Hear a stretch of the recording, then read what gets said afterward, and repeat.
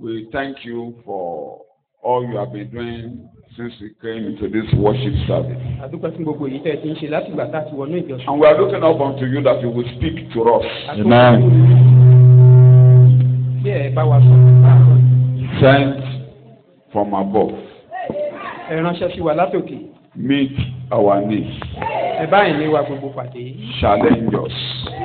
Ẹ pè wá níjà. Revive our hope. Amen. Ẹ sọ ìrètí wa jí. In Jesus' name we pray. Ní orúkọ Jésù ní àgbàdúrà. We are still on our main topic. Àkòrí tá à ń yẹ̀ wò bọ̀. Keep looking ahead for the new city with joy. Ká máa fojú sọ́nà fún ìlú tuntun ní pẹ̀lú ayọ̀. Because there is wonderful joy ahead of you. Nítorí ayọ̀ ìyanu wà níwájú wa. The subtopic under consideration, Àkòrí tó wà lábẹ́ ìyẹn tá a fẹ́ gbé yẹ̀ wò. which we have been looking at. A ti ń wò ó bọ̀. Pay attention now. Fi ara rẹ balẹ̀ nísinsìnyí. I am creating new heaven and new earth. Mò ń dá ọ̀run tuntun àti ayé tuntun. All the earlier troubles, Gbogbo chaos, ìṣòro tàtẹ̀yìnwá, wàhálà tàtẹ̀yìnwá, pains ìrora, are things of the past. wọ́n ti di ohun ìgbàgbé. They are to be forgotten. A sì ní rántí wọn mọ́. They will never be remembered again. A ní rántí wọn mọ́ lórúkọ Jésù. The key Kọ́kọ́rọ́ tó ṣí. point which we have been considering under that, which are so many points underneath, is all things will be new. Kókó tó wà níbẹ̀ tó jẹ́ kọ́kọ́rọ́ níbẹ̀ ni pé ohun gbogbo á di ọ̀tun. And we have said that, who said it, that all things will be new? A sì ti sọ pé ta lẹni tó sọ ọ̀rọ̀ yìí pé ohun gbogbo á di The ọ̀tun. person that sits on the throne declared, Ẹni tó jókòó lórí ìtẹ́ wípé behold, kíyèsí I make all things new. mo sọ ohun gbogbo di ọ̀tun. Who is sitting on the throne? Ta lẹni tó ń jókòó lórí ìtẹ́ We o. have seen that it is God the Father himself. A mọ̀ pé Ọlọ́run ti ṣe bàbá fúnra rẹ̀ And ní. Jesus, the Son of God, sitting beside him Jésù tí ń ṣe ọmọ Ọlọ́run ó jókòó lẹ́gbẹ̀ẹ́ and rẹ̀. declared, all things will be new. Ó sì sọ pé ohun I gbogbo yóò di ọ̀tun. make all things new. Pé mo sọ ohun gbogbo di ọ̀tun.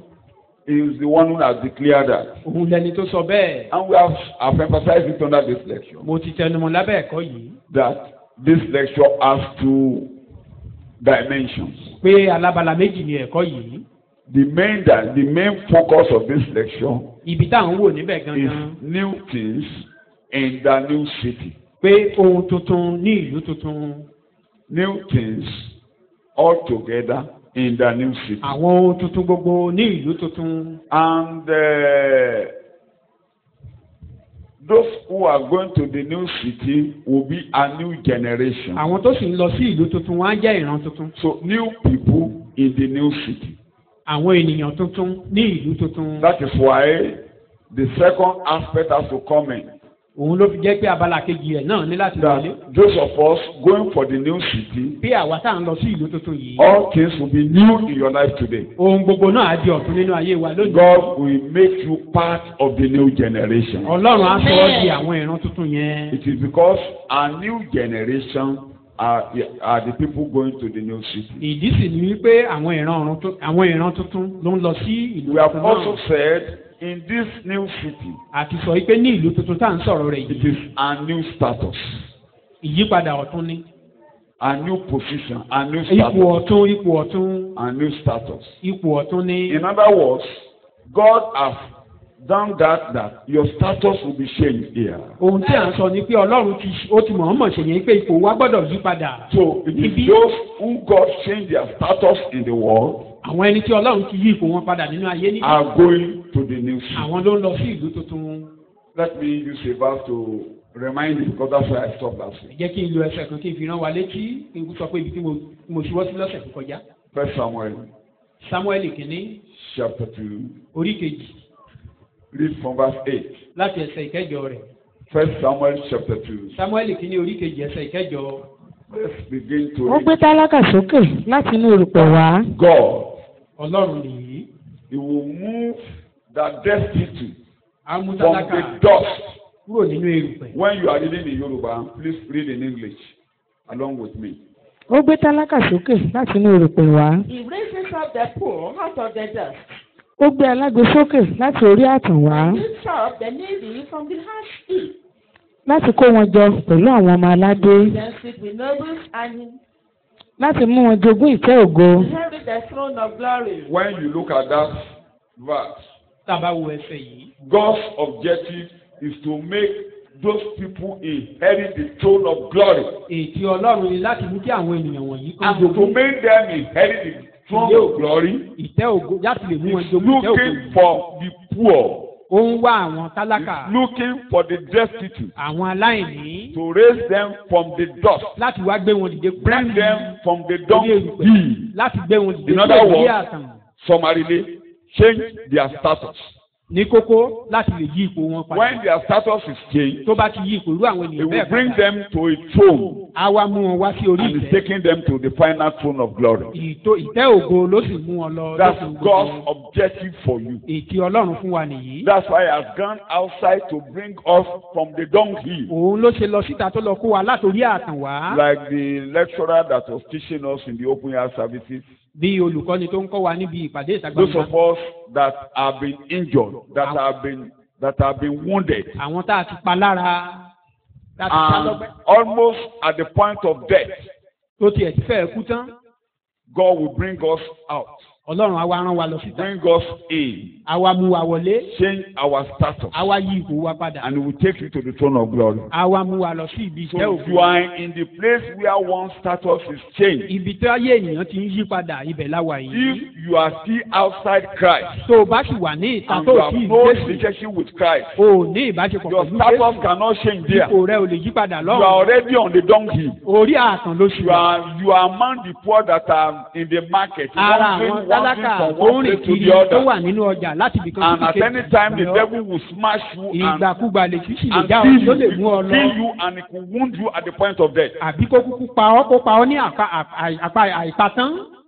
But many of us have been wounded at the point of death. ọ̀pọ̀lọpọ̀ wa ni èṣù ti pa ní àpá In ìtàn ní that àìpatán. midst of crisis, nínú wàhálà yìí the Lord sent Jesus to us ọlọ́run wa rán Jésù sí to wa carry us on His soldiers láti gbé wa sí èjìká and rẹ̀ bring us back home. láti dá wa padà So sílé. coming to the church of God, wíwá sínú ìjọ ọlọ́run be patient. ní sùúrù Your status will change. ipò rẹ̀ á yí padà. That's God's objective for you. ètí ọlọ́run fún wa And I nìyí. used to say it, mo máa ń sọ. you can't be in the church for a year without changing your status. o ò lè wà nínú ìjọ Even fún for odidi one ọdún kan kí ipò Your rẹ̀ má yí padà. status will definitely change. ipò rẹ̀ gbọ́dọ̀ yí It padà. will change physically. á yí padà First nípa of ti ara. all, change in your mind, ìyípadà ẹ̀mí lákọ́kọ́ because ṣẹlẹ̀. its objective is be renewed in the spirit of your mind. torí ète rẹ̀ ní pé ká sọ wá di ẹni tuntun nínú ẹ̀mí lọ́hùn-ún. Change your mind láti yí ẹ̀mí so bí that you ọkàn wa can know padà. God's purpose for ká lè you. mọ ète ọlọ́run fún ayé wa. You don't think the way you were thinking when you are non-believer. o ò ní máa ronú bó ṣe ń ronú bí You ìgbà don't nígbà tó think wà the way ní the people of the aláìgbàgbọ́. world are thinking. o ò ní ronú bí àwọn Remember, ará ayé ṣe ń ronú mọ́. Remember, look at the way rántí he declared. Isaiah 55. ìwé Àìsáyà orí So that you karùnlélọ́láàdọ́ta. can know what God is bringing, where He's bringing you to. ká mọ bí As tọ́lọ́run ordinary wà. human beings, look at the way God look at us. Verse 8. 55 verse 8. ìwé Àìsáyà orí karùndínlọ́gọ́ta ẹsẹ̀. Nítorí èrò mi kì í ṣe èrò The yín. way unbelievers are thinking, they are thinking and moving at the way of destruction. My thoughts are not the thoughts of human beings. àwọn aláìgbàgbọ́ máa ń ronú ní ìrònú ìparun ni ṣùgbọ́n So èrò our Ọlọ́run ó thoughts as yàtọ̀. human, our thoughts as human are contrary to God's thoughts for you. èrò wa gẹ́gẹ́ bí ènìyàn ó yàtọ̀ sí èrò Ọlọ́run fún wa. Bringing you to the church, mímú wa wá sínú ìjọ. God wants you to understand His thoughts about you. Ọlọ́run fẹ́ ká mọ èrò ọkàn òun sí wa. How is God thinking about you? báwo lọ́lọ́run ṣe ń ronú sí The wa. way you are thinking about yourself, you are thinking evil about yourself. ìwọ gan fúnra ara rẹ ò ń ronú ibi sí ara rẹ. Because your own thoughts every day is evil. torí èrò ọkàn ọmọ ènìyàn èrò ọkàn ìwọ gan ibi ni You wouldn't lójoojúmọ́. be dwelling on that too much. Àní You all máa know that. pọ̀ lórí Because eléyìí, the gbogbo things you alámọ̀lé are yìí. seeking and you are looking for and you are running after daily leads to death. ọ̀pọ̀lọpọ̀ nǹkan tá à ń wá tá à ń lé kiri lójoojúmọ́ òun ló máa ń kó wa sí ìparun ikú. It leads to death. òun ló máa ń kó wa lọ sí ẹnu ikú. Like Romans chapter 8 verse 6. bí Róòmù orí ìkẹjọ A ẹsẹ̀ carnal-minded person cannot please God. Carnal-minded person is dead. When you are carnal, you are dying. When you are fleshy, you are dying. ẹnikẹ́ni tó bá ti jẹ́ ti ara èrò ikú lá máa rò Thank you lójoojúmọ́. very much. Your thoughts will lead to destruction. As you èrò imagine. wa ìparun ló máa ń yọrí Because you are fleshy, you are carnal. torí pé tara ni wá. Verse 6, you can read. Verse 6. ìwé Róòmù orí ìkẹjọ ẹsẹ̀ kẹfà. Romans 8. nítorí èrò ti ara ikú ni. Now, the mind of the flesh, The mind of human beings. which is sense and reason without the Holy Spirit, Thank you. Your reasoning. Your Ìrònú- reasoning ìrònú- without allowing the Holy Ghost, Láì without láì- allowing the Bible to lead you, will lead to death. láàyè láti darí ẹ̀ṣiṣẹ́ wa Are you ìlú máa ń listening to kúra me? yọrí sí Your thoughts èrò wa without the Bible, láì sí ti without the Holy Spirit, láì sí ti ẹ̀mí mímọ́ ṣe is death. ikú lópin rẹ̀. Read it again in English. Just verse 6. Yes. now, the mind of the flesh, which is sense and reason without the Holy Spirit, Sense. Ọgbọ́n. Without the Holy Spirit èrò is tiwa is ìrònú wa death. pé ikú ni That's your thinking èrò wa nìyẹn and your reasoning, ìrònú sí wa which is outside the Holy Ghost. tó yàtọ̀ sí ti ẹ̀mí mímọ́. Look at that man in Luke chapter 12. ẹ wo ọkùnrin yẹn ní ìwé Lúùkù orí kejìlá He was a successful businessman. aláṣeyọrí nínú iṣẹ́ òkòwò ni He has been making it in his business. ọwọ́ rẹ̀ ti tẹ̀ ẹ́ dáadáa nínú ètò And òkòwò. now the mind of the flesh came. He began to reason outside God. èrò ẹran ara wa tọ̀ ọ́ wá ó wá bẹ̀rẹ̀ sí ní He has to ronú reason outside the Holy Spirit. ó ń ronú láì fi tẹ̀mí mímọ́ ṣe. When you look at it from verse 15, we won't read it. He said, I will now pull down my bank ó ní èmi ò wó àká mi and I wà will yìí construct another bank màá wá tú àká mìíràn kọ́ and I will make it bigger. màá wá mú kó fẹ̀ sí. And I will now say, look man, màá wá look sọ pé boy, ìwọ look man, ọkàn mi look at all the riches you have gathered wo gbogbo together ohun tí iṣẹ́ ọwọ́ after ọwọ́ rẹ your ti ṣe. hard labor. Now, I will now have labored very much. mo ti ṣiṣẹ́ lọ́pọ̀lọpọ̀ Let me now rest. jẹ́ kí n wá máa sinmi wà yìí. Now time for me to take refreshment. ó ti tó àkókò fún mi kí n sinmi. And the Bible called the person a fool. bíbélì wá pé irú ẹni bẹ́ẹ̀ ní àṣìwèrè. So you are a fool when you don't allow the Bible and the Holy Ghost to lead you to take any decision. You are a fool like that man. ìwọ náà wá jẹ́ àṣìwèrè bí ọkùnrin yìí tó o bá ti gba ẹ̀mí mímọ́ àbí bíbélì láàyè láti tọ́ ìṣiṣẹ́ Take lórí note. ìgbésẹ̀ sí ìgbésẹ̀. What that man decided to do was not wrong. biblically. ẹ̀kíyèsí léyìí ohun tí ọkùnrin yìí fẹ́ ṣe kì í ṣe pé ó It lòdì. wasn't wrong for him to increase his business. ó lòdì láti pé ó gbilẹ̀ sí. It wasn't wrong for him to pull down his barn and construct another one. kì í ṣe pé ó lòdì pé ibì kan ha ó wá fẹ́ wo palẹ̀ láti kọ́ ńlá What God expects him to do is to come to the presence of God. ohun tí Ọlọ́run fẹ́ kó ṣe God, ni pé ó wá my síwájú. business is expanding beyond my capacity. What do Olúwa I okòwò yìí What ti do ń I tòrò do? ju bí mo ṣe lérò rẹ̀ lọ kí ni Direct kí n me. ṣe tọ́ mi do? Direct me. tọ́ ìṣiṣẹ́ Do mi. I reconstruct this? ṣé kí n tú eléyìí Do I kọ́? change this business? ṣé kí n yí iṣẹ́ yìí Do I padà? give part of it to the poor? ṣé kí n What do yí I lára do? rẹ̀ fún àwọn aláìní ni kí ni And kí the n Lord will ṣe? lead you. Ọlọ́run á wá darí rẹ̀. So whatever you want to do on earth, Ohunkóhun tó bá fẹ́ ṣe nínú if you ayé. don't take Christ and the Holy Ghost to lead you as the point of contact, you are a fool. And tó o you bá die. ti fi ti ẹ̀mí mímọ́ àbí ti Jésù àbí ti ìwé mímọ́ ṣe pé kán tọ́ aṣiwèrè ni ọ́. You are just a fool. Aṣiwèrè ni ọ́. So thinking as ordinary human beings. Ìrònú bí ènìyàn lásán. When you want to marry, Tó bá that's fẹ́ why we are ṣègbéyàwó. teaching young ones. Ìdí Your nìta first fún àwọn point ọ̀dọ́. of call is to talk to God. Ohun àkọ́kọ́ tó ní láti ṣe ni láti bá Ọlọ́run sọ̀rọ̀. Let God talk. Jẹ́ kọ́lọ́run sọ̀rọ̀. Let God talk. Jẹ́ kọ́lọ́run sọ̀rọ̀. When you want to change your job, let God talk. O fẹ́ yí iṣẹ́ padà. Jẹ́ kọ́lọ́run bá ọ Don't sọ̀rọ̀. allow the prayer of your job to lead you to change your job. Má jẹ́ kí ibi iṣẹ́ yìí ṣe ń tì ọ́ kó tì ọ́ lọ Don't yí iṣẹ́ allow yìí padà lẹ́yìn circumstances to Ọlọ́run. move. When circumstances are becoming repelling and becoming hostile, go to the presence of God. Nígbà tí God, what do I do? má jẹ́ kí ohun tó yí ọ ká nígbà tí ohun tó yí ọ ká bá ń lé sí i tó ń tì ọ́ lọ́pọ̀npọ̀n. When you are lọ being síwájú Olúwa. influenced by what others are doing, you are carnal. Nígbà tí ohun And tí you are àwọn ẹlòmíràn ń ṣe pushing bá the fẹ́ Holy máa Ghost tì ọ́. outside your decision. Ẹ̀ràn ara ẹ̀ má jẹ́ kẹ́ran ara And that ọ́ kó o bá ti ẹ̀mí decision mímọ́ will sẹ́yìn. lead to destruction. Ìgbésẹ̀ tó o bá gbé lẹ́yìn ẹ̀mí mímọ́ lẹ́yìn ìwé mímọ́ ìparun ló ń yọrí sí. The first change that we have at the new status, ìyípadà àkọ́kọ́ tá a dé. we thinking along the path of God. Wo ni ká máa ronú bí lọ́nà Ọlọ́run. God's thought is different from human thoughts. Èrò Ọlọ́run ó yàtọ̀ sí ti ènìyàn. Look at that, the human thought in that man. Ẹ wo èrò ènìyàn ní ti ọkùnrin. Today, your spirit will be, your soul will be taken from Ṣùgbọ́n lónìí yìí gan-an la ó gba ẹ̀mí rẹ̀. you. Who will be the owner of all this? Gbogbo ohun tó wá tó kójọ yìí, ta ni yóò ní wọ́n? You know, Lot thought reason differently from the way of God. Àwa rí pé ó ronú yàtọ̀ sí bọ́lọ́run ṣe ronú. Lọ́ọ̀tì ó ronú yàtọ̀ sí bọ́lọ́run ṣe ronú. God has a different thought for him. Ọlọ́run ní èrò In mìíràn. the first case, it was the grace of God that brought him out of Sodom. Tiẹ̀ lákọ̀ọ́kọ́ gan oore ọ̀fẹ́ Ọlọ́run ló fi yọ ní He Sódómù. couldn't remember that his wife was lost along the journey. Kò tiẹ̀ ronú mọ́ pé òun ti pàdánù ìyàwó òun lójú ọ̀nà I'm yìí. saying that it is only great that I'm here with my two children. Kò mọ̀ pé oore ọ̀fẹ́ lòun fi wà láàyè àtọmọbìnrin rẹ̀. What do you want me to do? Kí ló fẹ́ kí n ṣe? God said, go here. Ọlọ́run ní lọ síbẹ̀ yẹn. He said, no, Lord. Ó ní Olúwa No, Lord. bẹ́ẹ̀ kọ́ No, Olúwa Lord. mi bẹ́ẹ̀ kọ́ Olúwa mi. Don't allow me to climb the mountain. Má jẹ́ kí n lọ sórí Don't allow me to òkè. go and die in the Má mountain. jẹ́ kí n lọ kú sórí òkè. God who said he should go to the mountain, will he kill him there? Ọlọ́run tó ní kó lọ sórí òkè After that pé ó question, fẹ́ will lọ pa God kill lọ́run. him there? Tí Ọlọ́run fẹ́ lọ pa When lórí God òkè asks you bẹ́ẹ̀. to do something, it may be difficult. Tọ́lọ́run bá ní kó o ṣe nǹkan kan ó lè le It may be nítòótọ́. difficult, Ó lè le but it will not lead to your death. ṣùgbọ́n kì í ṣe sí òpin rẹ̀ ló Mount ti sọ bẹ́ẹ̀. Everest is the highest mountain in the whole world. Orí òkè tán dárúkọ yìí ló ga jù ní gbogbo àgbáyé. And people are climbing it. Àwọn The ènìyàn month nìyí. of May, April, May is the time people normally go there. in the Oṣù year. karùn-ún oṣù kẹfà làwọn ènìyàn sábà máa ń lọ No, síbẹ̀. April, May, not. Oṣù kẹrin oṣù karùn-ún Thank you. And people have been climbing it. àwọn ènìyàn ti máa ń gùn. And so many people climb it. It's the highest mountain in the whole world. I don't know the number of Òun kilometers. lòkè tó ga jù ní gbogbo àgbáyé àwọn ènìyàn sì máa ń But gùn this year, lọ́dún yìí. it was a mountain climbing of disaster. Ó jẹ́ So òkè many gígùn sí people ìparun. climbed.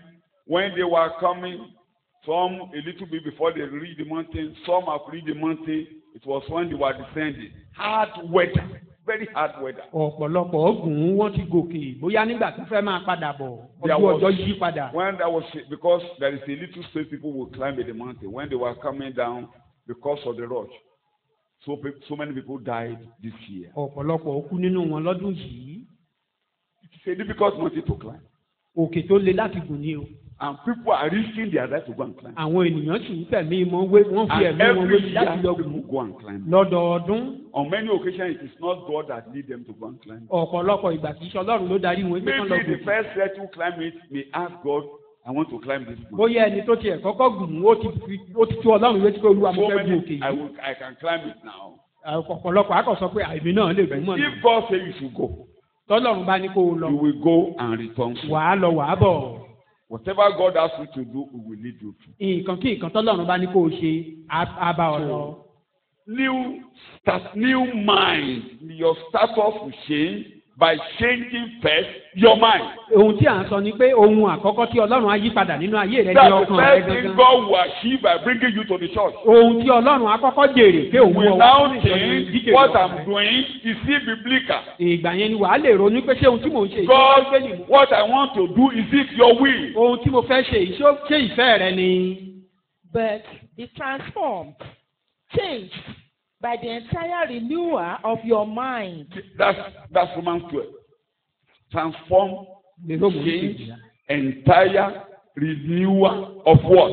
Of your mind. Pé a yí ọkàn wa padà á ṣe àtúnṣe. Only then you will know the will of God for your Ìgbà yìí life. gan ló lè mọ ètí Ọlọ́run fún ayé rẹ. Not all that you do that are good people congratulate you for are the will of God. Kì í ṣe ohun gbogbo tá a ṣe tó dáa tí àwọn ènìyàn kí wa kú oríire fún ló jẹ́ ìfẹ́ Ọlọ́run. Some may lead you to destruction. Ọ̀pọ̀lọpọ̀ nínú wọn lè Some yọrí will sí bring action. ìparun. Ìmíràn á mú At ìnira a wá. point in time, Ṣùgbọ́n ní àkókò kan, God is bringing you to His presence Ọlọ́run mú ọ wá so síwájú that rẹ̀ you can know His will for you. kó o lè mọ ìfẹ́ rẹ̀ fún ọ. His will for Taye is different from the will for Ìfẹ́ Kehinde. Ọlọ́run fún Táyé ó yàtọ̀ sí ìfẹ́ Ọlọ́run The fún journey Kẹ́hìndé. of Taye is different from the Taye of Ìrìn àjò Kehinde. Táyé ó yàtọ̀ sí ti Kẹ́hìndé. Kneel, go on your knees Lọ sórí and let ewu God lead you, jẹ́ kọ́lọ́run darí rẹ̀. and He will lead you through. Á sì darí rẹ̀ sí So omi. that's the first status. Ìyípadà àkọ́kọ́ tá a ṣẹlẹ̀ sí ọ̀dọ́. Change your status. á yí ipò rẹ That padà. is change your mind. Ìyẹn ni pé á yí ọkàn rẹ á kọ́kọ́ yí padà. It will change your reasoning faculty. Àwa máa á yí èrò rẹ Change padà. your environment. Á yí àgbègbè rẹ padà. Change your living standards. Á yí ìgbé ayé Change rẹ. your economy. Ètò ọrọ̀ ajé Change your children. àwọn ọmọ rẹ. When your children are born again, Nígbà táwọn they ọmọ rẹ bá become dàgbà new wọ́n di generation ẹ̀dá ọ̀tún. and they are taken to a new position. Àwa gbé wọn lọ sí ipò. And you are taken up. Àwa fa ìwọ náà lọ́wọ́ Like I sókè. said, you begin to rule for Gẹ́gẹ́ bí oyè heaven sọ on pé earth. wàá máa That's why I'm jọba. talking. You begin to rule here Wàá máa jọba níbí. because it is written. It is the heavens that rule in the kingdom of men. Torí pé a ti kọ wípé àwọn ọ̀run ló ń jọba nínú ìjọba And no ìlú. demon will rule you here. Kò sí ẹ̀mí òkùnkùn kan Circumstances tájọba of the lórí world ayé will rẹ̀. not control your life. Àwọn ìpèníjà ayé kan You, kò ní as darí ayé rẹ̀ part mọ́. of the kingdom of God, will rule this world. Pé gẹ́gẹ́ bí ìkan nínú ará ìjọba ọ̀run wàá máa jọba nínú ayé And níbí. God will subdue your enemy under your feet. Ọlọ́run á ti tẹ̀rí àwọn ọ̀tá rẹ̀ ba lábẹ́ ẹsẹ̀ rẹ̀. Shout Kí hallelujah. hallelujah. But finally, Lákòótán, you are taken to a new position in glory. àwa mú ọ lọ sí ipò tó dá yàtọ̀ àbí That's ipò the tó mind of tó God. níwájú Ọlọ́run. That's the mind of God. Nǹkan tí Ọlọ́run ní lọ́kàn fún wa ni. Because one day you will sleep. Torí lọ́jọ́ kan So wà. when we are talking of the new city, Tá a bá wá ń sọ̀rọ̀ nípa ìlú we are tuntun, talking of new things à altogether. ń sọ̀rọ̀ nípa This ohun morning, lápapọ̀. let me go a little bit further. Jẹ́ kí n tẹ̀síwájú díẹ̀ We will láàárọ̀ have a new fellowship. pé à ní ìbáṣepọ̀ ọ̀tun. A new fellowship with God. Ìbáṣepọ̀ ọ̀tun pẹ̀lú And Ọlọ́run. that is, you see visible presence. You get to the presence of God physically. Ìyẹn ni You see pé God face to face. à wà níwájú Ọlọ́run, à á rí lójúkojú báyìí. Today we are seeing God in the spirit. Lónìí à ń rí Ọlọ́run nínú ẹ̀mí. But there is a new fellowship. Lójoojúmọ́ à ní Don't ìbáṣepọ̀ forget pẹ̀lú before I rẹ̀. Má leave gbàgbé, God is calling us into fellowship. Ọlọ́run pè wá sí ìbárẹ́pọ̀, Underline it. ìbáṣepọ̀. God is calling us into what do I call it? Ọlọ́run pè wá sí ìbáṣepọ̀. Fellowship.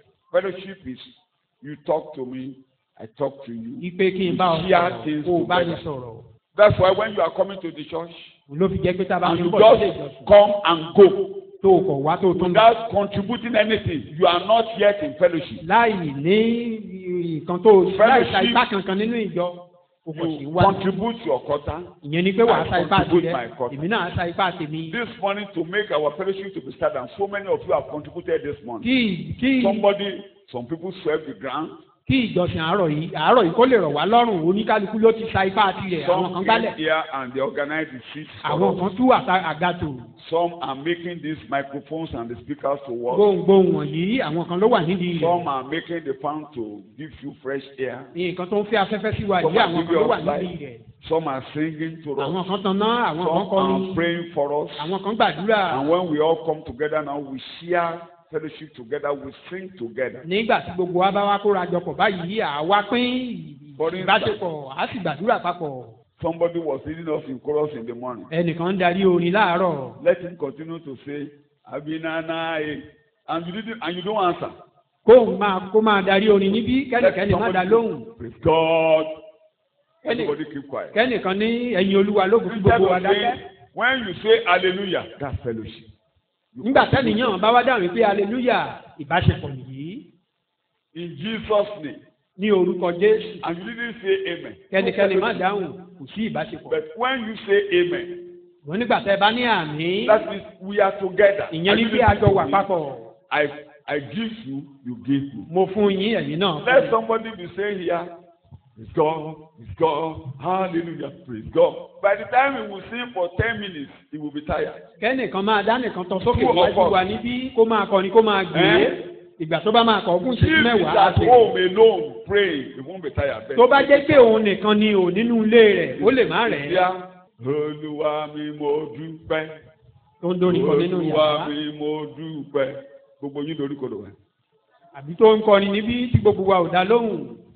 Olúwa mi mo dúpẹ́, mo dúpẹ́, mo dúpẹ́, mo dúpẹ́. Tó ń dá nìkan tán sókè, tó ń kọrin, tó ń gbé.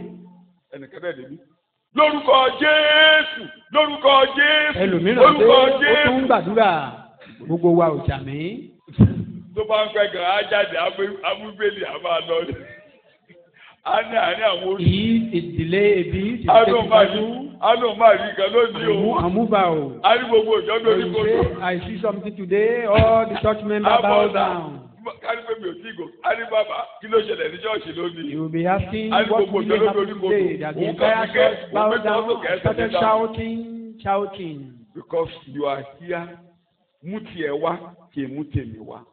That is, you contribute your own culture, So I contribute God mine. calls you to fellowship. Bí Ọlọ́run pè wá sí ìbárẹ́pọ̀. When you talk to God, Tá a bá ti bọ́ Ọlọ́run sọ̀rọ̀. God will respond. Ọlọ́run á dá wa lóhùn. Ask him questions, Á béèrè ìbéèrè. answer your questions. Á dáhùn ìbéèrè When you wa. worship him, you sing Nígbà tá a to jọ́sìn him, sí ká he kọrin. responds. Òun náà á dá wa lóhùn. And with that, à ń fi ẹsẹ̀ múlẹ̀ níwájú rẹ̀. Through this, we are establishing ourselves. Bí ó tilẹ̀ jẹ́ pé a ò rí ní tòótọ́. Though we didn't see him Kí physically. n yá èdè Pétérù lò. Let me borrow À our ń lo ayọ̀ tí a kò lè fẹnu sọ tó kú fún ògo. We are rejoicing Bí a before ò him. tiẹ̀ fojú rí. That we can À see ń that fi King ayọ̀ of glory. jọ́sìn pé bàbá wa ń bẹ láàrin We ọ̀pá are àbùsílà méjì. rejoicing that our Father Ó is rìn inú living. ìjọ. Ṣé ó rìn inú Pillar, ìjọ? the Mo ní ṣé ó rìn inú ìjọ? he is working in the church. Like my pastor was saying that Bí ìránṣẹ́ Ọlọ́run ṣe ń sọ. they say Nigeria is maybe it's the only country where you stop people with ring bell when they are praying. Pé ẹnìyẹn sọ pé Nàìjíríà nìkan lòun rí tán ti ń fi aago dá àwọn tó ń gbàdúrà I dúró. said it when we went to Israel, Nígbà tá a lọ sí Ísírẹ́lì, they are looking at us as strange people. wọ́n kàn ń wò wá bí àjòjì gbòdògbò ni. They know Nigerians when we come, the way we pray is different. They know Wọ́n mọ̀ Nigerians wá already know. gẹ́gẹ́ bí They know Nigerians, amen, hallelujah. ohun tí wọ́n mọ̀ wá sí náà sọ yìí. You know, when we go to month of president, that is where they wanted to put Jesus down. Some young Orí òkè boys, tí wọ́n ti fẹ́ kí Jésù ṣubú nígbà tá a bẹ̀rẹ̀. they were standing. They came, they were following us. They were standing a little bit far away. Àwọn kan ń tẹ̀lé wa, wọ́n súnmọ́ wa díẹ̀, wọ́n ṣà ń wò wá. Everybody, àwọn náà ṣe wà níbi tán wà. Àwọn náà fi wá ṣe ẹ̀yẹ, wọ́n tọ́ sókè. They were making maybe a kind of making jest. Yẹ̀yẹ́ náà wá fi wá ṣe. They came to make jest of all. Àwọn àmì àtàlélúyà rẹ̀ wọ́n ti tú dẹ̀. These are the amen and Nigeria. amen hallelujah. These are Nigerians. Àdúrà inú ìwé náà ń kà lọ́pọ̀lọpọ̀ ibi. In most cases, they read from the book. Tó adóní kodò wẹ̀. Bow down. Ẹni gbàdúrà gan-an, àwọn yòókù ni wọ́n lè mọ́ sàmì. The person that is praying, the congregation may not say Ọlọ́run anything. ń bẹ níbí, ta ló ń bẹ níbí? God is here. Ogun ò lè kó Nàìjíríà lọ. There can be Mo lógun ò lè war ṣe. in this nation. There can be Àbá war. ni ká ń dá, ìkan ò lè ṣe kéne. Though they may try, but they will never fulfill their aim. Before we left, they have told us that Ká tó kúrò níbí náà ti sọ fún wa. they have told us that they looking at us as same people. Wọ́n ní wọ́n á máa wò wá gẹ́gẹ́ bí àjòjì o. Because to them, the way they pray over there is different from the way they pray. Torí bí wọ́n ṣe ń gbàdúrà lọ́hùn ó yàtọ̀ sí báwa ṣe ń gbàdúrà. Even when the Israelites, because where I was there on top. So I wanted to see everything. Mo lọ, mo fẹ́ wo, mo fẹ́ rí ohun gbogbo. When they go to the wall with their cap on, Tí wọ́n bá ti lọ síbi ògiri pẹ̀lú fìlà wọn lórí wọn. they are praying to the wall. Wọ́n á máa gbàdúrà sí The wall ògiri. of Jerusalem, the wall of the temple.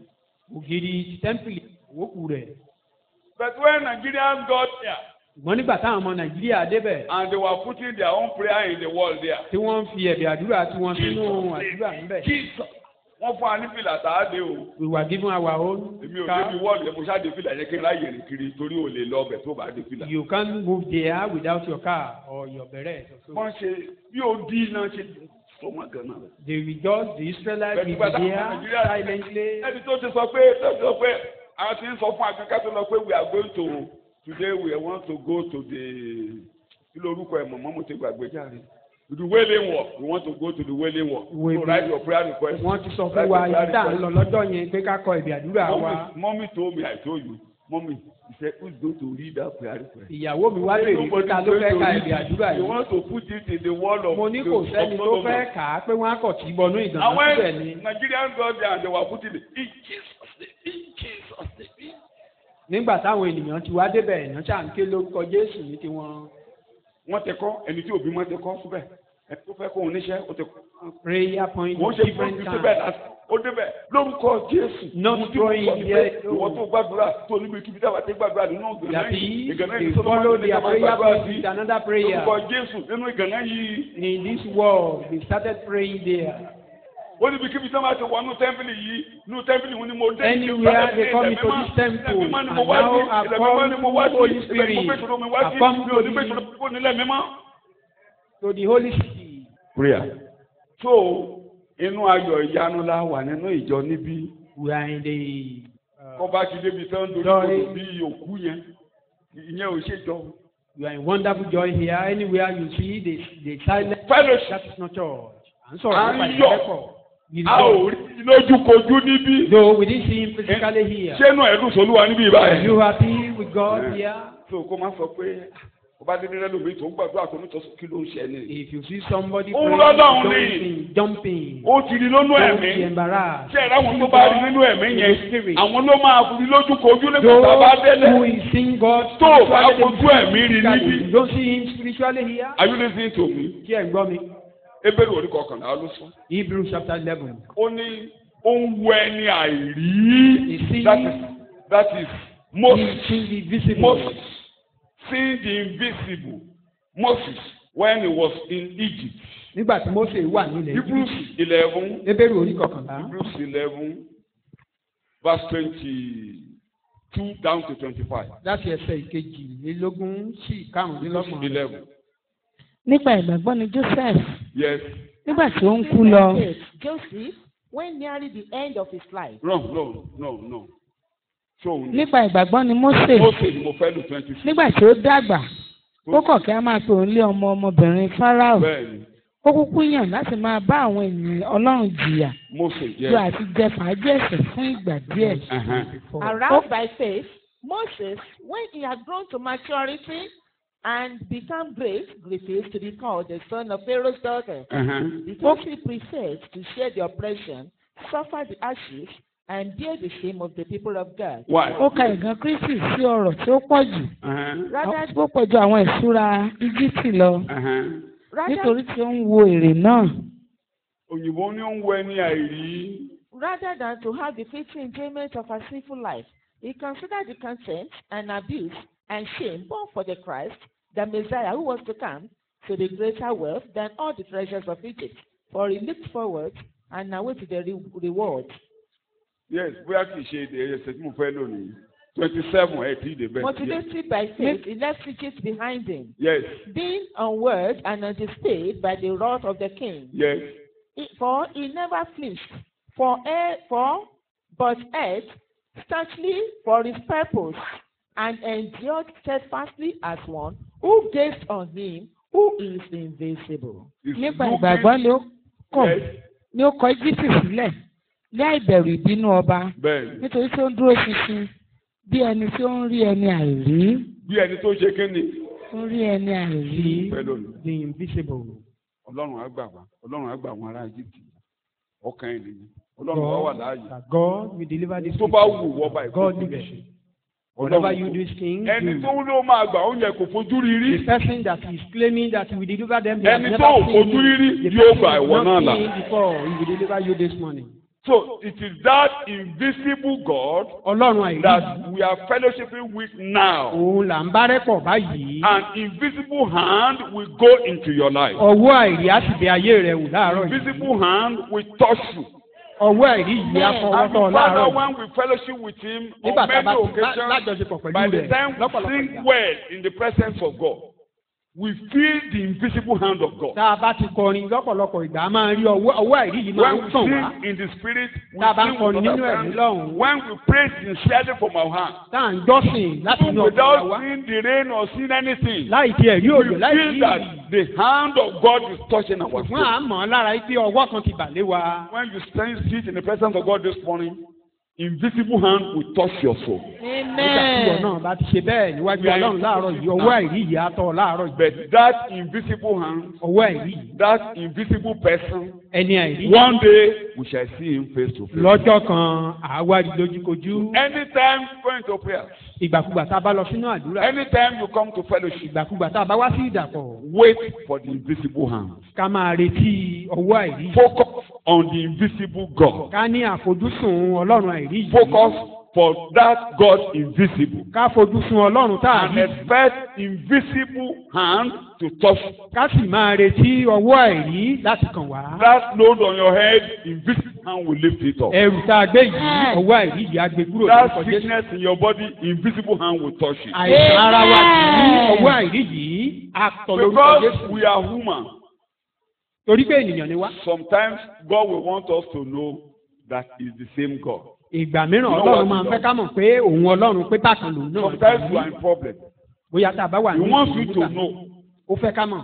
He wants you to know and worship. ó fẹ́ ká mọ̀ pé òun wò wá. And He will bring an elder in the church. amú Or your alàgbà kan nínú pastor. ìjọ àbí You olùdó will àgbà. see him in the dream. Maybe you are having headache. wàá rí lójú àlá bóyá orí ń fọ́. And your pastor will just come there. ìránṣẹ́ Ọlọ́run yẹn wá lè wá. Either remove something from your head. bóyá kókò mú kinní kan kúrò nínú orí rẹ àbí nínú ọpọlọ Sometimes Ọlọ́run. he can lay his hand on you. ìgbà mìíràn ó lè gbọ́wọ́ lé ọ. Sometimes you can see him coming to pour anointing oil on your ìgbà head. mìíràn ó lè jẹ́ òróró ládàlé ọ lórí. You can. Sometimes you are sleeping. Your ìgbà mìíràn ó stomach lè is troubling you. bóyá ikùn rẹ And you just Ọlọ́run. because you are human. torí pé ènìyàn ni wá. And you just see a team of doctors. ó wá You rí have to do that. ìgbìmọ̀ And they will àwọn open your oníṣègùn. womb and go directly to that womb. náà kọ̀ lọ síbi tí nǹkan ti ń yọ ọ́ lẹ́nu ìyẹn wọ́n dédé mú jáde. And you just look up and look at it. ó wá jí Go see.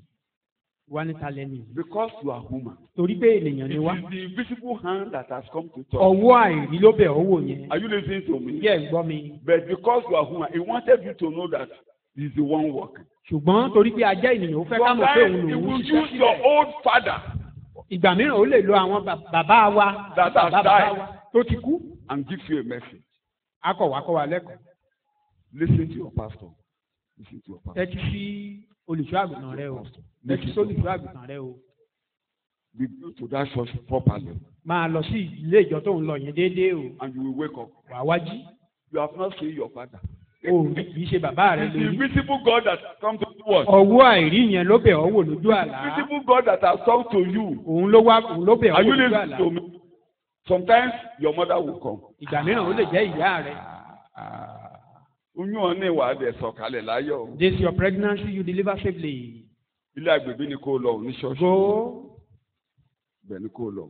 to the Wàá bímọ láyọ̀. maternity in the Ìbejì church. ló ṣe ẹ̀ máa bímọ you will wò. even have twins Ìyá rẹ̀ á kọjá lọ. and your mother will just.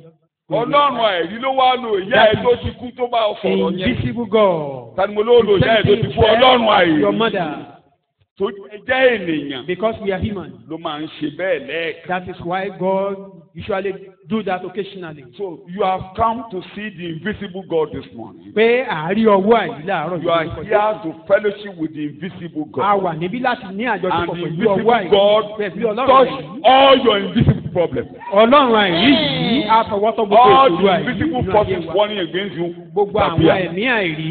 Remember, Tó ń we jọba are nínú ayé wa not ṣe fighting against flesh and blood. ẹ má gbàgbé kì í ṣe ẹran ara. 2 Corinthians chapter 10. When you look, the Bible will give me a very good language there, or the Amplified Bible translation. 2 Corinthians chapter 10. You are reading from verse 3. You are reading from verse 3.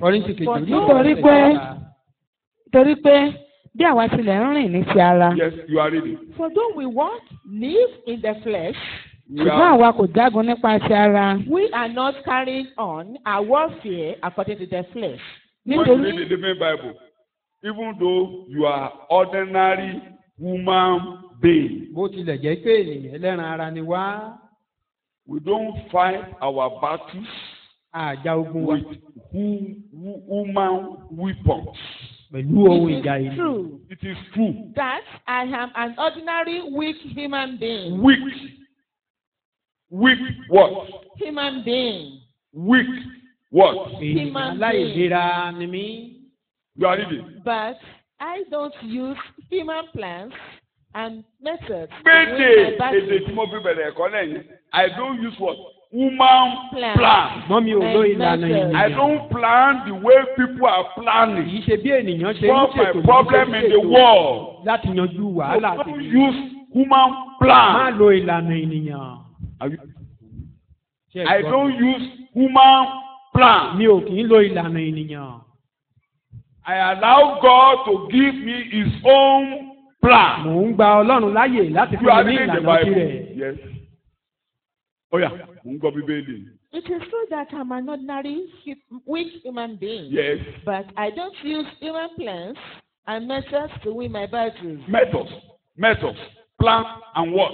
Methods. Ìlànà. Plan and what? Methods to win my battles.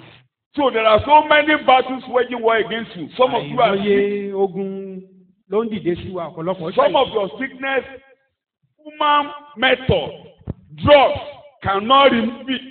Some of your sicknesses, no doctor can remove it. Ta ní ìlànà ènìyàn àbí oníṣègùn táyé yìí ò lè bójútó.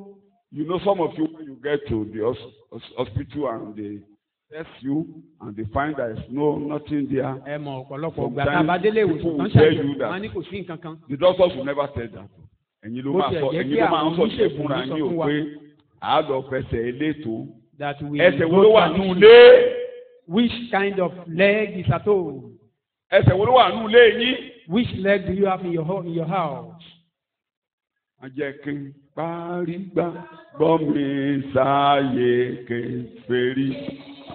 Má jẹ́ kí n parí gbá gbọ́ mi sáyé kèfèrí. Jésù Olúwa ìwọ.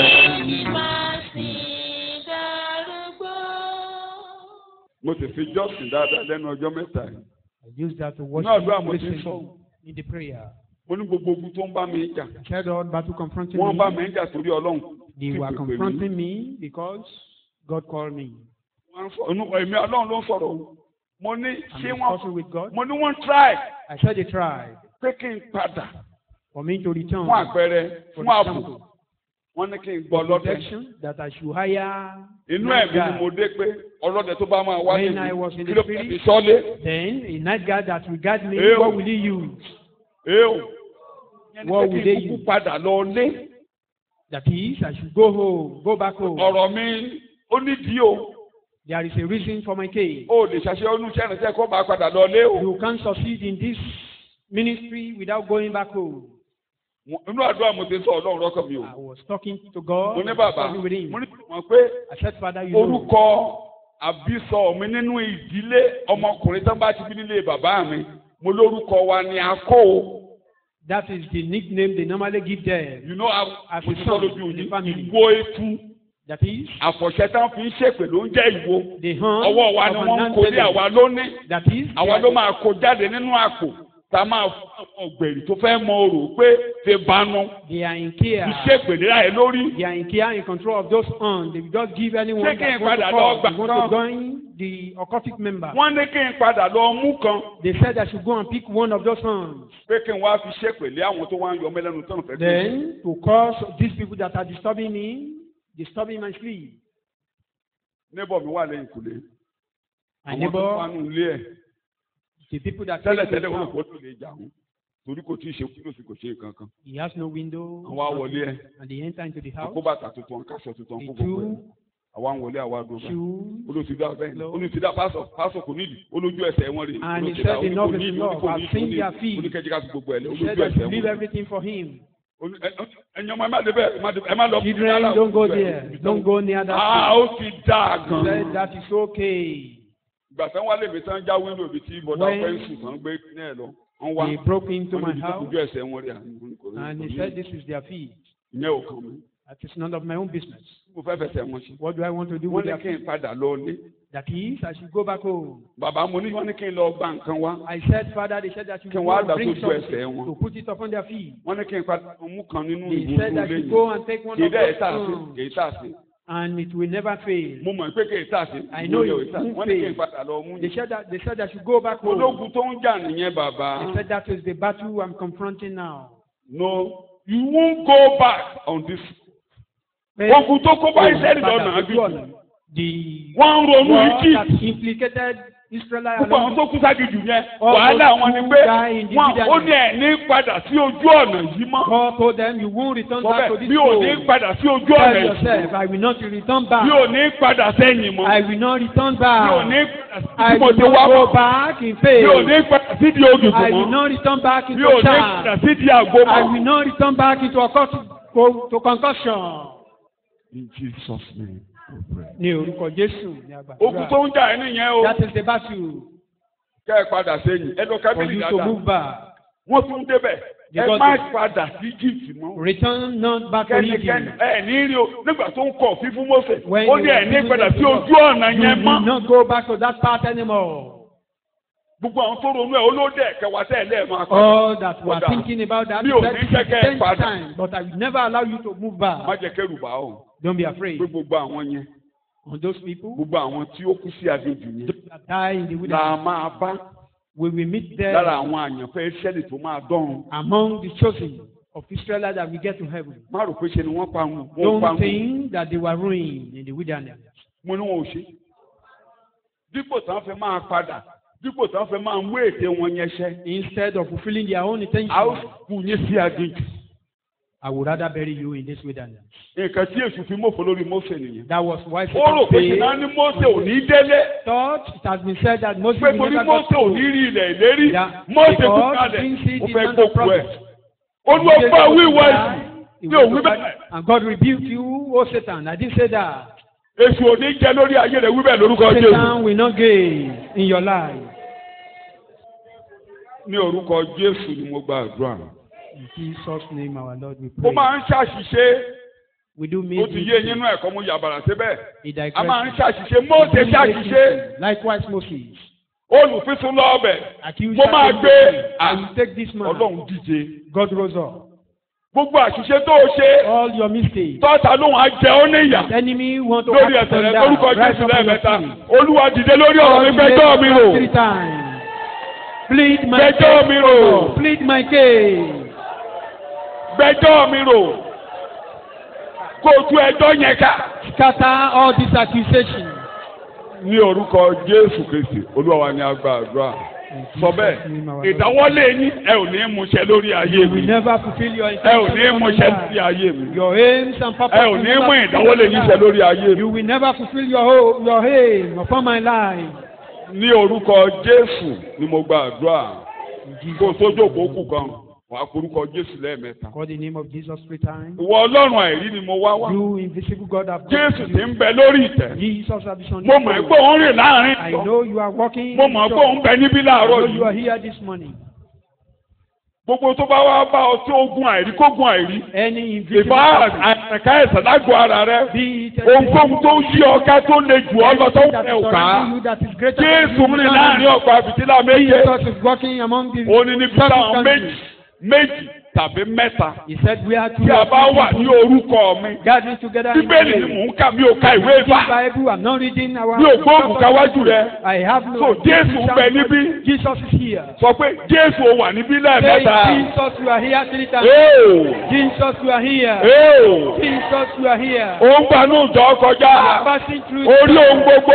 You see all. Orí ohun gbogbo. You see all. Ó mọ ohun gbogbo tó ń ṣe mí. Know all things. Ó I'm mọ tí passing mò ń là through. kọjá. Know what I'm passing through. Wá forúkọ Jésù lẹ́ẹ̀mẹ́ta. Call the name of Jesus. Ọlọ́run àìrí o. Invisible God. Ní orúkọ Jésù. In the Ní name of orúkọ Jésù. In the name Ní of orúkọ Jésù. In the name Ọlọ́run àìrí o. Invisible God. Nawọ́ àìrí jáde sí mi. Stretch out your invisible hand. Nawọ́ àìrí jáde sí mi. Stretch out your invisible hand unto me.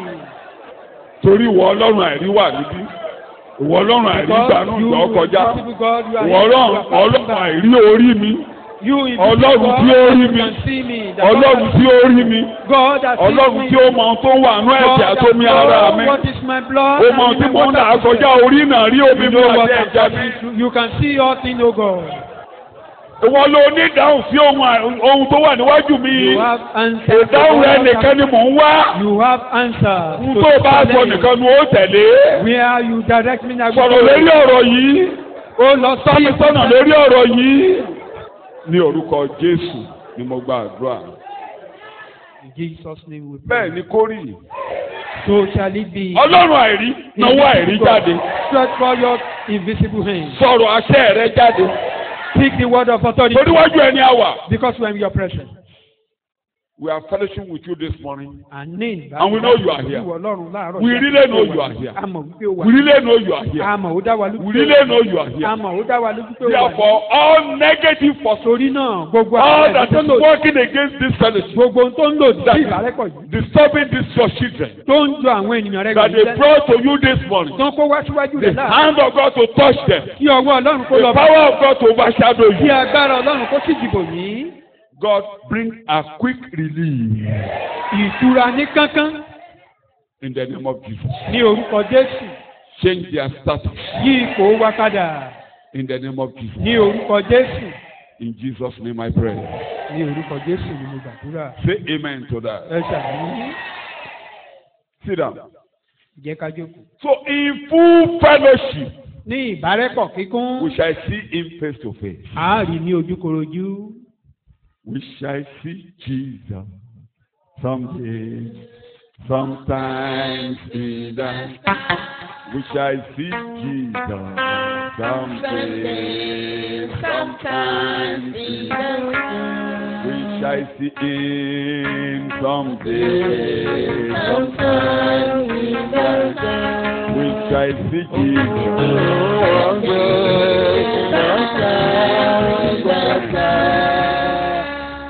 Revelation 21, ìfihàn orí kọkànlélógún. verse 3 to 7. ẹsẹ̀ ìkẹta sí keje. You are reading the Bible. Mo sì gbọ́ ohùn ńlá kan láti orí ìtẹ́ ẹnì wá. Then I heard a mighty voice from the throne. Wọ́n wí pé kíyèsí àgọ́ Ọlọ́run wà pẹ̀lú àwọn ènìyàn. And I perceived his distinct words, saying, See, the abode of God is with men. Òun sì máa bá wọn gbé. Ọjọ́ báyìí màá máa ṣe kíni. Wọ́n máa bá wọn gbé. Lónìí tó ń bá wa gbé. Is he dwelling with us today? But that day we'll see him in our presence, living with us. Wọ́n lọ́jọ́ náà á rí just like you and your children are living at home. Gẹ́gẹ́ bí ìwọ àti àwọn ọmọ rẹ. We and the Father and Jesus will be living together forever. Àwọn máa gbé títí láéláé. And he will live and camp tents among them. He will live and camp tents among them. Ó bá pè ní camp, ó bá pè ní tent. Àpàbùdó. Kí ló wí? Mo bọ̀.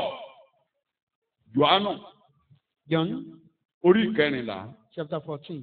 Ẹsẹ̀ ìkẹtàlélógún. John 14:23. Jésù dáhùn sì fún un pé bí ẹnìkan bá fẹ́ràn mi yóò pa ọ̀rọ̀ mi mọ́. Jesus answered, if a person really loves me, you really love me, oh, he will keep my word. You allow my word to dwell in you and you make it your life. Obey my teaching. What will I do?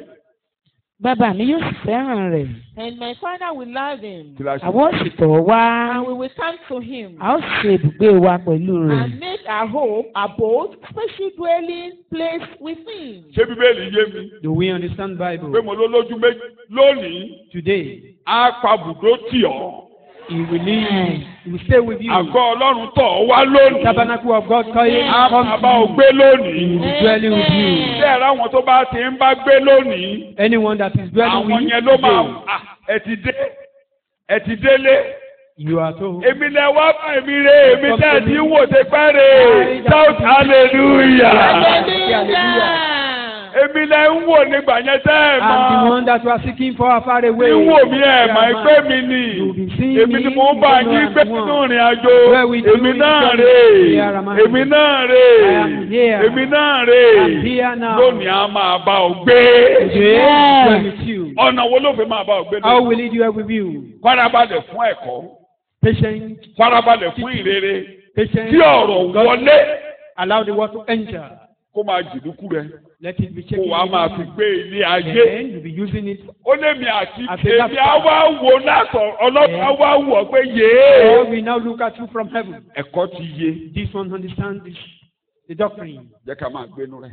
Let's dwell in him. Wọ́n wá rí pé tó bá ti ń lọ. Then you discover what you are doing. Òní tinú rò. You will never mistake. N ta máa ro kàlùkù ẹni bíbẹ́. You be thinking about his Bible. Kí ló máa ro kàlùkù ẹ?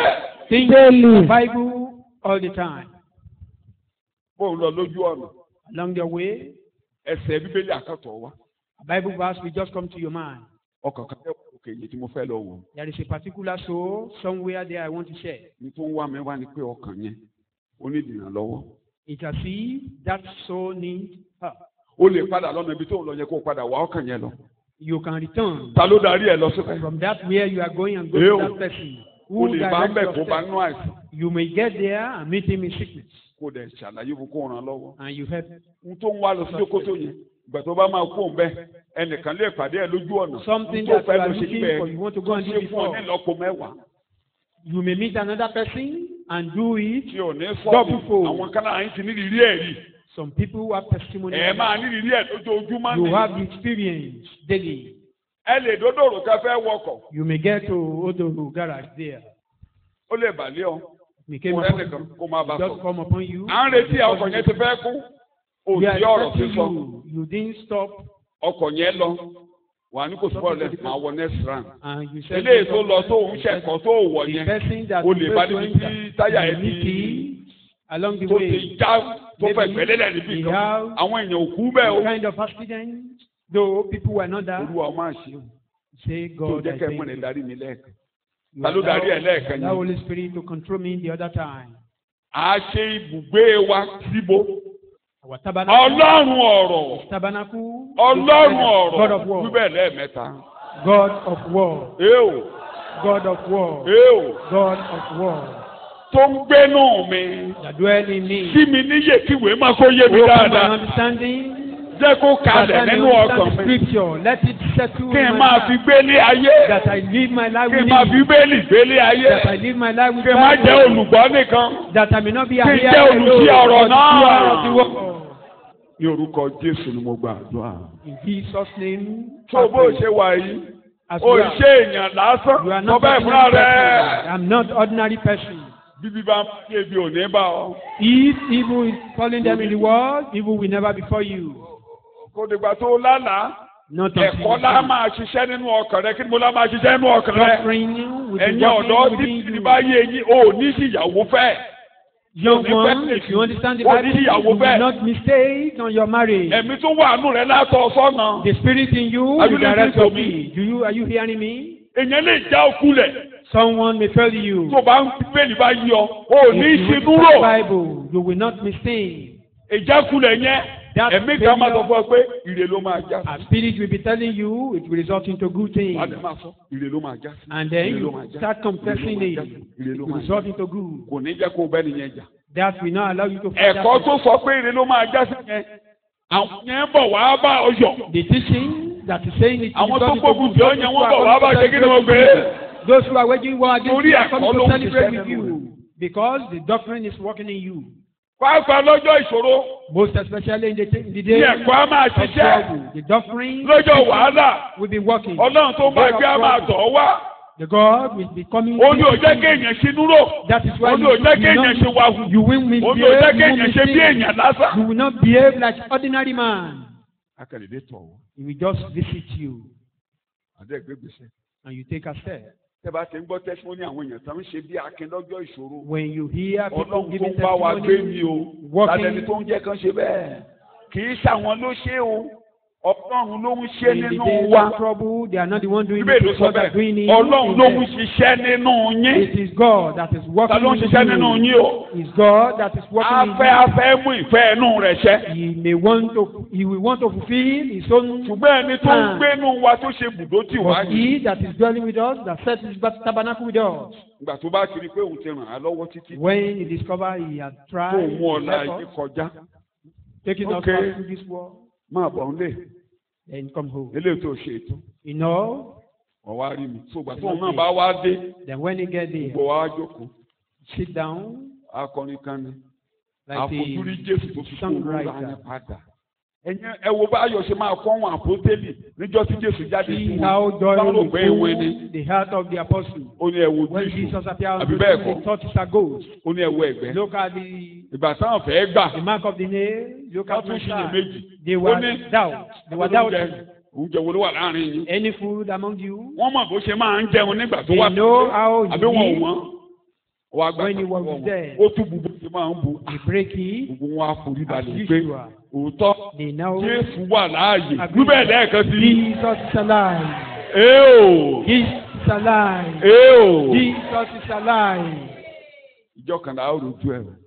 One day we will see. Ìjọ kan náà á rí bẹ́ẹ̀ o.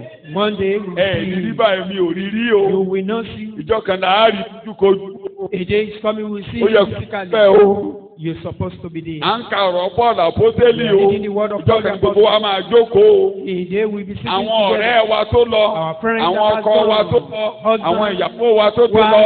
Àtàwọn táàmù tó ti lọ. Those who Sọ́kàn náà máa rí alójúkojú èdè ni o. A day is coming, we will see each other. Kò láàrin wọn.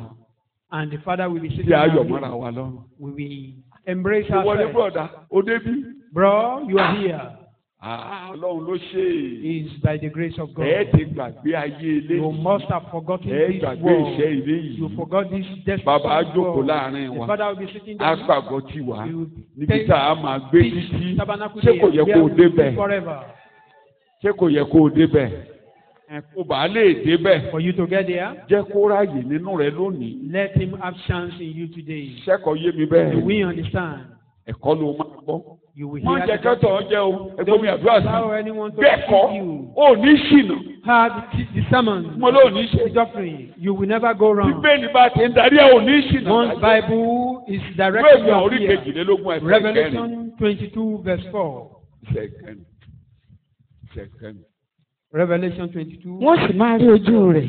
They shall see his face, Bẹ́ẹ̀ni. Orúkọ rẹ̀ yóò sì máa wà ní iwájú wọn. and his name shall be on their forehead. Bí ẹ ṣe ń wò mí lójú la ṣe máa wojú Jésù. We'll be looking at Jesus face to face. Ṣùgbọ́n lónìí, But today, Kọ́ríńtì kejì, 2 Corinthians orí ìkẹta, chapter 3,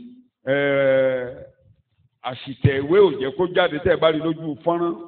Orí ìkẹta, ẹsẹ̀ 18 ló wà ń bẹ̀. 2 Corinthians chapter 3 verse 18. Àṣìtẹ̀ ìwé ni ò jẹ́ ó jáde. It's Ẹ a má kind bínú of sí ọwọ́ tó tẹ̀ error. ìwé yẹn. Ṣùgbọ́n gbogbo wa ń wo ògo Olúwa láìsí ìbòjú. Lónìí, All of us, as with unveiled face, Bí ẹni pé nínú àwòjíji. lónìí báyìí à ń ka Bíbélì. Today we are reading Bible. Ibẹ̀ láti rí ògo Olúwa láìsí Glory kíni of o. God without veil.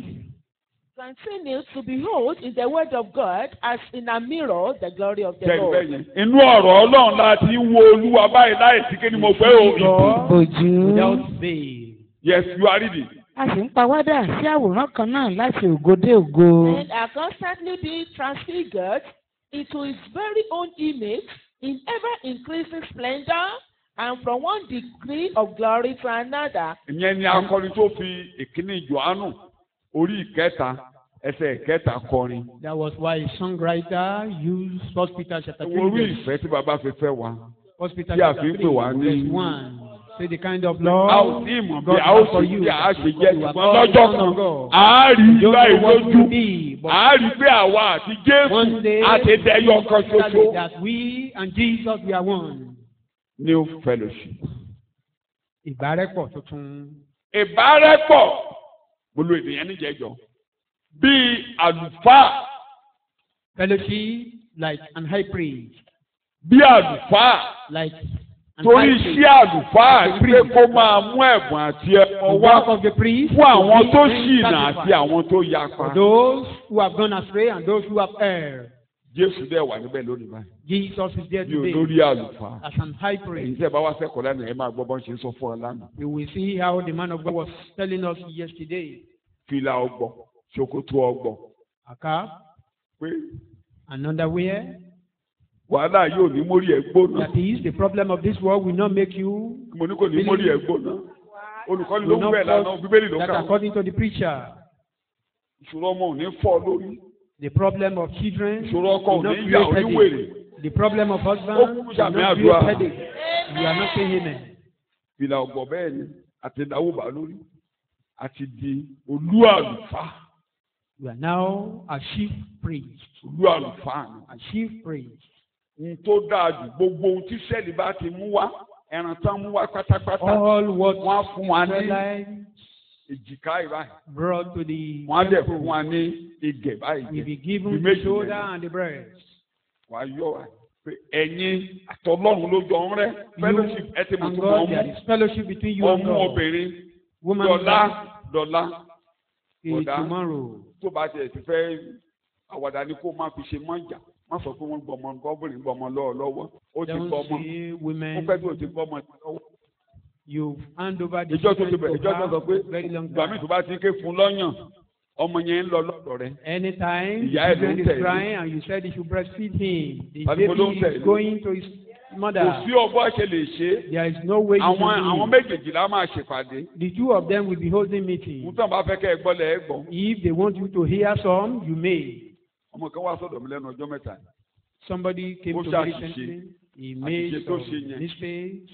That mistake. Mo á ń béèrè lọ́wọ́ ẹ̀ pé. I was asking him. Ṣé o ti sọ fún bàbá ẹ? You inform your parents?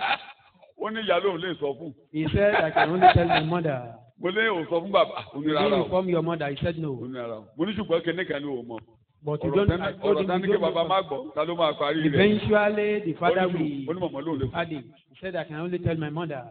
Mọ̀mọ́ lóun lè sọ. Ẹ̀yin mọ̀mọ́. You parents, ẹ ṣọ́ra yín náà o. Be careful. Ẹ má ṣì ọmọ lọ́nà o. Don't lead them astray. Nígbà tí ń sáwá sọ̀dọ̀ mi. When fellowship. They run to fellowship. you. Tẹ̀ ní tẹ̀gbẹ̀gbẹ̀ ń discuss. You have fellowship together. Ẹ má ṣì wọ́n lọ́nà. Don't lead them astray. Ẹ má kọ́ wọn lòdì sí bàbá wọn. Don't teach them against their father. Má jẹ́ kán forí gbèpè o. Don't allow them to be at fellowship all. ni wọ́n ní pẹ̀lú yín o. They have fellowship with you. Tó o bá ti ń sọ̀rọ̀ bàbá wọn ní búburú lójú wọn. When you discuss their father evilly before them. Tó o bá fẹ́ láyé. If you still tarry in this world, listen to me. Bó o sọ̀rọ̀ bàbá wọn lójú wọn ní búburú. You are talking of their father on evil things. Jẹ́ káwọn ọmọ yẹn things. dàgbà kán rí i pé bàbá wọn burú fúnra wọn. Let those children develop and see that their parents, their father is evil. Ìjọ kan ń bọ̀. If you, tí bàbá yẹn bá pẹ́, wọ́n á if you have tọ́jú been bàbá talking yẹn. Tó o bá ṣọ́ra, of evil of wọ́n á that kórìíra. man, before then, the day is coming, tó o bá ṣọ́ra, wọ́n á kórìíra. they will eventually hate you and love their father. Nígbà tí wọ́n bá dàgbà. When they grew up, bàbá yẹn ti kú. Tó bá yá. Even if the father is dead. Wọ́n á sọ bí àwàdà, wọ́n á fi bú ọ. They will just say that you are so aggressive. Maybe you are the one who killed our father. Ẹ ṣe bẹ́ẹ̀, àní àìfarabalẹ̀ ẹ̀yin ló jẹ́ kí bàbá wa tètè kú. Or they can say it's because you are not. Mo náà jẹ́ ká mọ bàbá wa. That is why you don't know our father. Our father is supposed to still be in this world. Wọ́n á sojú ẹlẹ́sẹ̀ mẹ́sàn-án ká. They will be accusing you in your own presence. Then you see your own. Pẹ̀lú tó máa ríra rẹ. It is then you see yourself. Má ṣì wọ́n lọ́nà. Don't lead them astray. Kí ni mo wí? Ìyàwó mi ló ń fa àbúrò ẹ̀ kan. My wife was telling me one of his. Màmá yẹn ń kó wọn kiri wọ́n kọ̀. I know when that woman was taking them about and their father would just be smoking. Gbogbo wọn dẹ̀ dàgbà, àkọ́bí kàwé, ìyàwó rẹ̀ ló ní ṣéǹgì díẹ̀ lọ́wọ́. Educated. Gbogbo ẹbẹ̀ ìyàṣẹ́ àsọ́fà. And the woman suffered so much. Though eventually he changed later, but she suffered. Mama, ẹni bàbá wa ò dáa, ẹ̀dẹ̀ ń bí ìjọ bí eléyìí. And one of them accused her, you said our father is no good and you are giving back to us. Ọmọ rẹ̀ díẹ̀. You're supposed to have stopped. Kò dá ẹ̀dẹ̀ ń ṣe lọ Our ẹ̀dẹ̀ father ń is bí wa no good gbà and you kọ̀ọ̀tún continue eléyìí. giving back to them. Bàbá wa gbọ́dọ̀ dá o. Our father must be good. Àbẹ́ ìbọn díẹ̀. Ìjọ kan nìkan sọ fún ní mọ́mì it takes 2 to 5. Ìkan wá sọ fún mi pé èèyàn méjì nìjà ti máa ń ṣẹlẹ̀ pé nìkan ò kì í dájà. Ẹ̀yin náà nínú ẹ̀. It means you are part of it. Ẹ̀tàn. Ọmọ yẹn ló dé kóká kó má kú. And she was trying to take care of those children. Pathetically. Òun ni wàhálà ayé tètè kó bá tó kú lọ. Ibi tó ṣe ni láàánú jù níbẹ̀ ni pé. Wọ́n tọ́jú bàbá òun. Òun ló jẹ ìtọ́jú nínú ìyá. Kúmọ ni wọ́n ṣe.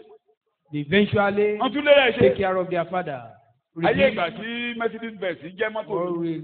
Benz ni wọ́n rà fún bàbá wọn. They bought a Mercedes Benz for their father. Wọ́n gbé dírẹ́bà sí. With a driver. Ìyá ti kọ́lé ti pẹ́ o. Though the mother had built his own house for a very long time. Ìyá náà ní mọ́tò tó ń gùn o. He has his own car. She has his own car. Gbé mọ́tò sí. Ìgbà tó yá ìyá lọ. But eventually she died. Wọ́n dẹ̀ sì kú ẹ̀. Very. Ìgbà tí bàbá náà lọ, wọ́n sì kú ẹ̀ bọ́n ṣe kú ìyá wọn. Wọ́n tọ́jú ẹ̀ ń gba ẹ̀yàn tí. They took care of him. Tọ́jú ẹ̀. Ọmọ ní ìtìjú ni kí bàbá òun máa. And the child said to be ashamed on them for our parents to be tọ́jú ẹ̀. about.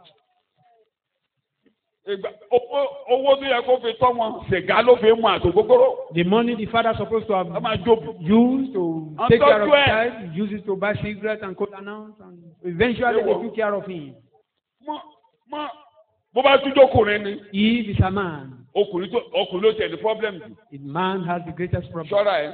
Be careful. Mọ̀ pé fellowship kan wà láàrin ìyàwó àti àwọn ọmọ ẹ̀. Wife and his children. O lè yà wọ́n o. You can't separate them. Rọ́ọ̀lù ń pa o lè yà wọ́n o. You cannot separate them. So be careful. O lè yà wọ́n. You can't separate them. Tó bá bẹ̀rẹ̀ sí ń bá ìyá wọn jẹ́. If you are trying tó bá sọ àwọn apá ẹ. To nickname their mother. If they don't accept Christ, they will eventually kill you. They will just kill you. Kéde ìsopọ̀ ńlá kí ni mo fẹ́. Great relationship. Yóò ṣe é yá. Great connection that you cannot break. Ọgbọ́n ni kó máa fi gbọ́rọ̀ yá wọn kalẹ̀ lójú wọn. Ìyá wọn. Present the case of their mother with wisdom before them. Ẹ̀yin ọkùnrin.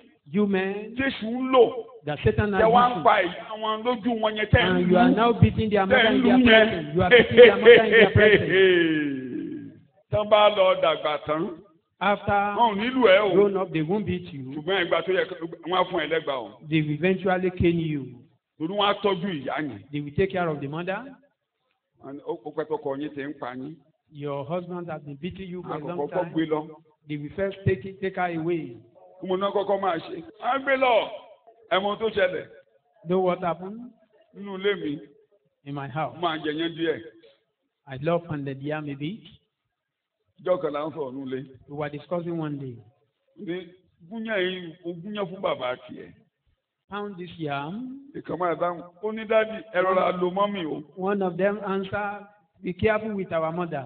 Ó ní ìyá yín bá yín wẹ mọ́ o. He said your mother take care of your baby. Ẹ jẹ́ kí ìyá àdùn bá ń wẹ mọ́ o. Let my own mother take care of my baby. Àbẹ̀ẹ́tàn. Àbẹ̀ẹ́tàn.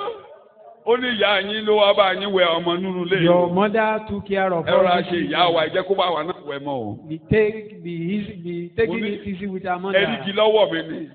I said, you see cane in my hand. Mo ní kókó ẹ̀fẹ̀. Mo ní ohun tó gbẹ̀mọ́ á yẹ ẹsẹ̀. Mo fa ẹsẹ̀ yọ.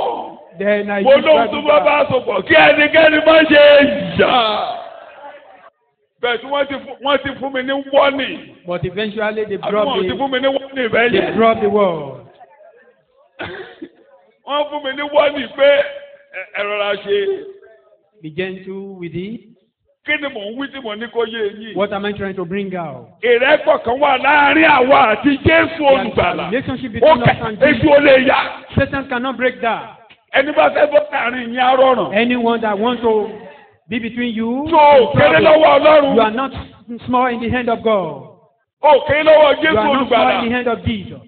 Ẹ̀yin náà rí bí ìyá yín ṣe máa. You see how your mother take care of you, shaking up and down for your kids. Mo ti fi dáwàdà sí pọ̀pọ̀ mi lánàá. I was still saying it yesterday. Ọmọ ẹ̀kan ní kó lọ ṣe kinní kan. One of his aside was telling me to go and do something. Ó wá ní. And that thing. Èmi ló máa lọ ṣe nítorí pé mo wọ ọbẹ̀. Mo lọ o, àjọ ń lọ, mo ní wọ. I said I'm the one that. Mo ní tó bá jẹ́ pé kinní kan ni ìwọ ọmọ rẹ sọ báyìí, mo ní ẹ̀ ti parí ẹ̀ ní jẹ́ kí n bọ̀. I now said if it were to be another thing, you won't let me hear it now. Mo lọ wá ń tì mí sílé ìgbà. Inú mọ́tò lọ́jọ́ kò ní títí kò jáde o. She didn't come out. Títí mo fi lè ṣe ẹ̀ka nìkan ṣe kò jáde rárá. Ọ̀rọ̀ àjọkò tí mọ́tò mo dẹ̀ lọ, mo parí ẹ̀ mo dẹ̀ ṣe. Mo ní ẹ̀ ní jẹ́ ń gbọ́. You won't let me hear it if it's another thing. Mo ń lọ ṣe ṣùgbọ́n ẹ̀ ní jẹ́ ń gbọ́ o. I'm going now to go and do it. Mo ní bó ṣe rí nìyẹn o. Said that is how it is. Mo dẹ̀ ṣe mo ní mo ti ṣe o, ẹ ṣe mọ́ o. And I told him I did it. Said I've done it. Èṣù ò lè yà wá àti Jésù olùgbàlà. Satan will never separate you from Jesus. Ìpàdé kan ò lè yà yín. Not even the host of hell. Ojú ẹ ló ń wò báyìí. He's looking at your face. Ojú ta ló ń wò. Jesus is looking at you. Kò sẹ́ni tó lè bọ́ sáárín yín. No one can be between you. Ìwọ nìkan ló lè sọ pé. You are the one who can decide. Mo kọ̀ ọ́ níyà. I rejected you as my mother. Àbí òun ò lè sọ pé òun kọ̀ ọ́. He will never say he reject you. Ìyá ò lè ló ń kọ̀ ọ́.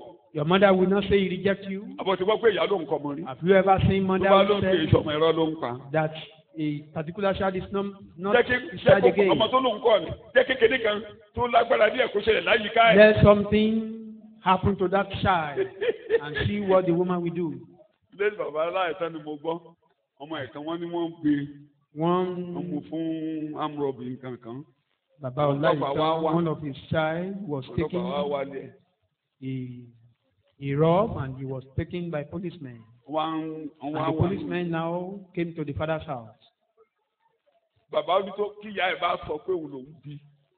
And the father said if the mother should say she is her son, then that would be the end, or he would die.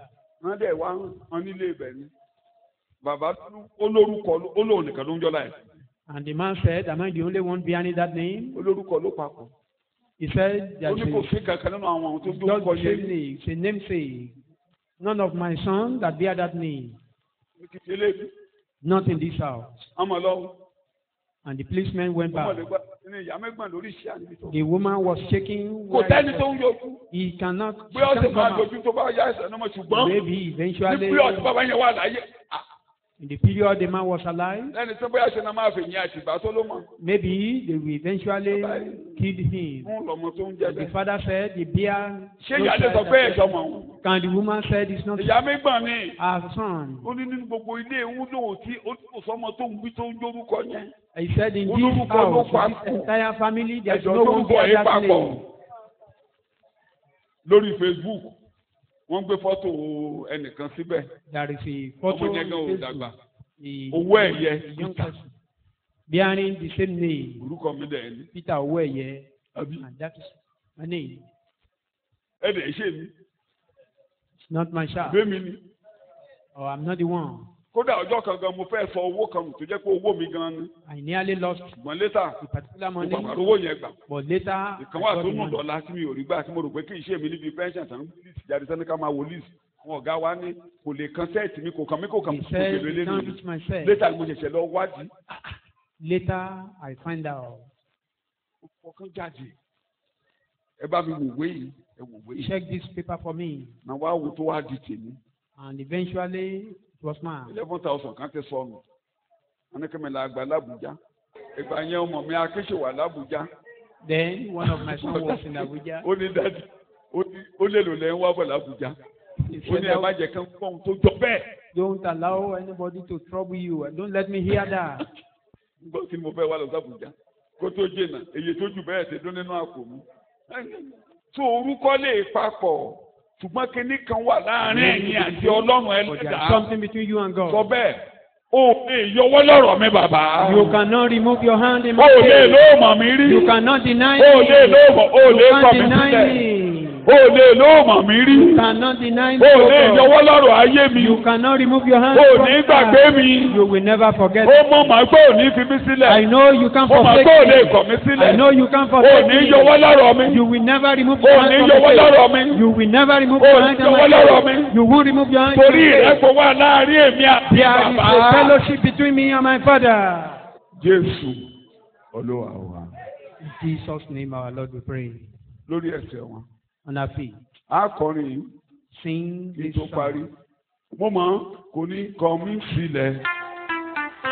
Mo mọ̀ kò ní wò mí nìran. Ìjà tó bá dàbí wípé agbára ni kò tó Jésù yóò dìde láì rọ̀wọ́ sí mi. Mo mọ̀. Mo mọ̀ kò ní kọ̀ mí sílẹ̀. Mo mọ̀ kò ní wò mí níran. Ìjà tó bá dàbí wípé agbára ni kò tó Jésù yóò dìde láì rọ̀wọ́ sí mi. Ìwọ náà sọ ò lè kọ̀ mí lẹ̀. Mo mọ̀ kò ní kọ̀ mí sílẹ̀ ọ̀gá mi lójú. Mo mọ̀ kò ní wò mí níran. Ìgbà tó bá dàbí wípé agbára mi kò tó Jésù yóò dìde láì rọ̀wọ́ sí mi. Amen. Amen.